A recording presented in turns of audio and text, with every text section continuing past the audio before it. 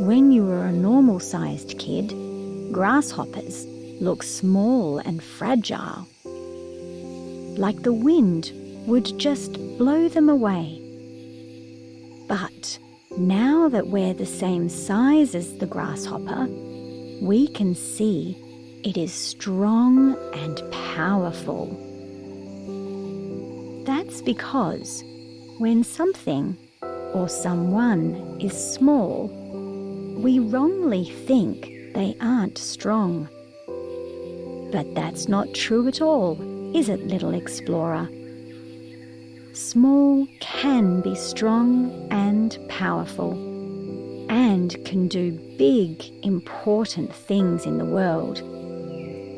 So, grasshopper friend, what other big things can you do?